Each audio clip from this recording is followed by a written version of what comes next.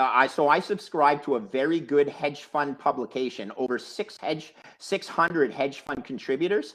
And I promise you that 21,000 price tag is tattooed into everybody's brain. And they're all shorting MicroStrategy, and they're probably shorting Bitcoin to try and get it to that supposed margin call. That's the way Wall Street works. They're getting throttled on one hand, so they need to invoke pain on other people. You know the way whack-a-mole works on Wall Street, Max. Nobody is going to have a fun time if the big hedge funds are losing money. In a recent episode of the Swan Signal podcast, we have two Bitcoin OG, former fund hedge manager Greg Foss and Max Keiser, the co-founder of Bitcoin Capital and former host of the Keiser Report. Foss and Keiser discuss the current market trends and how the higher-ups, namely Wall Street, are trying to sabotage the world's largest cryptocurrency.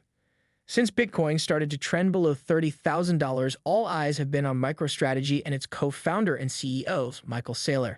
From Financial Times to Business Insider and Fortune, the media has been going on and on about how Saylor and MicroStrategy are doomed. The jeering and name-calling is not helped by the fact that Bitcoin has lost more than 50% of its all-time high, or that Saylor's analytics firm has lost around 60% year-to-date. In the podcast, Foss and Keiser talk about the famed margin call and Bitcoin's important status as insurance against fiat currencies. Please watch the video to the end, subscribe to the channel, and drop your comments and observations below. Enjoy the video. Bitcoin is now worth over $400,000 US per coin as a insurance policy on a basket of global fiats, okay? This is a dynamic measurement that changes as the spreads or the credit insurance premiums change on default for sovereign nations. The USA still the market only charges the USA 16 basis points per year, which is equivalent to $16,000 to insure $10 million of US Treasury debt. You can go all the way down the spectrum and not include Russia, but all the way to Turkey, where the probability of default is very meaningful. But you can accumulate all of these essential fiat risks. You can consolidate them. You get a value for Bitcoin as the most beautiful form of insurance against default on a basket of fiats. And one way I like to point out is, Max, you can essentially get the value of buying protection on the USA for about $1 trillion, and you get all the other fiats for free. And guess what? The value of Bitcoin is less than $500 billion, which means you buy Bitcoin today, you get default protection on the USA and all other fiat currencies for free. Wow, what a deal. Ship it in. People don't understand what a beautiful asset this is, and there is no counterparty risk. You are not buying this from long-term capital management. You're not buying it from a Lehman Brothers or a Bear Stearns, two insurance sellers who almost went bankrupt themselves. One of them did. Point is, Bitcoin has no counterparty risk, and you can get protection on fiat currencies all across the world. I think that, I've made some progress in convincing people that Bitcoin is insurance. It's a long volatility product. It is equivalent to owning default protection on a basket of sovereigns. If I was working at a hedge fund and pitching this a lot harder, like I did in my younger days, maybe I'd have more success. But right now, I'm just happy to spread it amongst the plebs, and it's sinking in. I guarantee you Ray Dalio gets this. Ray Dalio, though, needs to move billions and billions of dollars into Bitcoin, and he can't do it without moving the market. So, this is an incredibly cool concept. There are restrictions because Bitcoin is only still around a $600 billion asset, and Ray Dalio needs to buy about 600 billion of it. Okay. Do you think that wouldn't impact the price of Bitcoin? It's a bit of it's going to be sucking and blowing at the same time. Just understand, though, that this will permeate the common thinking on Wall Street with the help of guys like Fidelity, who is actually doing some pretty good work on Bitcoin, in my opinion. Well, this is, Michael Burry from the Big Short fame. He's a hedge fund guy. He doesn't understand Bitcoin, obviously, because he's constantly trashing Bitcoin. If he understood it in these terms, he would be all over it, I would imagine, Over because time, he'll get it. He is, you know, he had one great trade in his life, and the rest of the time he's chasing the ambulances. Okay. I had the same trade on as Michael Burry at the hedge fund, and then we reversed it and actually made money, far more money on the upside than you do on the downside, meaning betting against it. He was wrong for so long. Okay. He was not a good risk manager. He just eventually got it right. Don't ever confuse a guy who gets the trade right versus being a good risk manager. Michael Burry is not a good risk manager. Okay, very simply, is he full of his own? You know, drinking his own Gatorade or whatever? Maybe someday he will figure it out for what Bitcoin is as insurance on the fiat Ponzi that he made a lot of money on by being short, but he was short way too early. Okay, he did not manage that like a champ, not even close. Foss and Keiser also talk about the possibility of Bitcoin plunging below $21,000, thereby activating a margin call on MicroStrategy's $205 million loan from Silvergate. The analytics firm has another $2.2 billion in debt. If it is unable to settle its debts, it could face some severe problems, especially being unable to access more loans for Bitcoin. However, MicroStrategy has continuously announced that such problems are not in the near future. Plus, the possibility of Bitcoin dropping below $20,000 is relatively low. Here is what Max Keiser and Greg Foss have to say on the issue.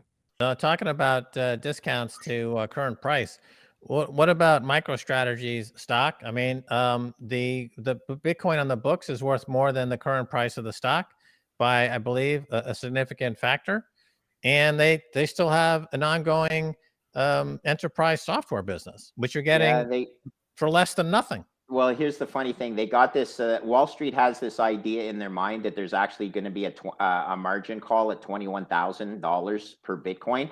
Michael Saylor has gone out and defended that brilliantly. He might be the smartest financier on Wall Street, and he's not even a Wall Street financier. Okay. He has arbed Wall Street 6 ways till Sunday with his convertible arb and the premium he actually essentially issued shares at over his all-time high.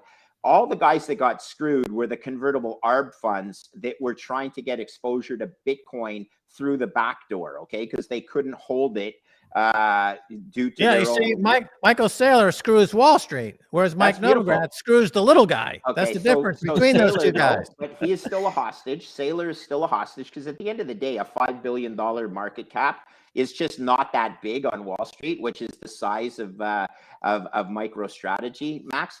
Here's what people forget, though. The short interest needs to be added back into MicroStrategy's enterprise value, the short interest in the stock, because all the guys that are short the stock are long the convertible bond. So if you don't add back the short interest, you're actually double counting the debt short. So you say that it's trading at less than market value of Bitcoin. It's actually probably trading at doubly less if you properly added back the equity shorts on the stock due to the convertible arb desk. So this is just, it's unfortunate that Michael Saylor is only a $5 billion man. I wish that he was a $30 billion man or a $100 billion man so he could do this, and then everybody else in the world would have to do it because MicroStrategy would be the most valuable company in the world. And maybe it's going to be Elon Musk, another rocket scientist, but I'm not holding my breath. Yeah, well, the margin call for MicroStrategy doesn't come into play until Bitcoin would get into the 2000s. 3,000, correct. Isn't it funny? But there is, so I subscribe to a very good hedge fund publication, over 600 hedge fund contributors. And I promise you that 21,000 price tag is tattooed into everybody's brain. And they're all shorting MicroStrategy, and they're probably shorting Bitcoin to try and get it to that supposed margin call. That's the way Wall Street works. They're getting throttled on one hand, so they need to invoke pain on other people. You know the way whack-a-mole works on Wall Street, Max. Nobody is going to have a fun time if the big hedge funds are losing money. Oh, and by the way, Tiger is down 50% year to date. 50%. Brilliant hedge fund. Okay. 50%. No fun. Yeah, well, I mean, it could be just a brilliant way to dollar cost average, because anytime they even get near it, they're just going to supplement the reserve with more Bitcoin. I 100% agree. Why is the price of Bitcoin? Why is the price of Bitcoin hanging in so well? Because everyone has a $21,000 buy target, and they feel like shit. It's not getting down there, so I'm not going to be too smart by a half. I'm going to chip away at my position anywhere in the $20,000 handle. If Bitcoin's worth $2 million, which I think it is in today's dollars, not because of my CDS model, but actually because of a total addressable market calculation. If you're messing around because you're waiting for Bitcoin to go to 21,000 versus buying it at 29,000, you're the stupidest asset manager on the block, okay? It's a rounding error in the context of where it could go, especially, and here's the secret sauce, when the gamma squeeze kicks in. It'll go to your $200,000 price target overnight, Max, when one large company or big pension fund announces, $100 billion position in Bitcoin. It's bound to happen. It's going there. That's the way it's trading right now. It's like a coiled spring, in my opinion. That being said, if the world shits the bed overnight, you'll have downward pressure because of the algos that are trying to trade it alongside the NASDAQ.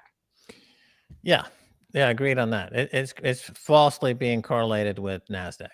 Whatever Wall Street is up to concerning Bitcoin, it would only take a few billion from sovereign wealth funds or any of the multinational corporations that are showing a growing interest in Bitcoin and other digital assets to set the market right.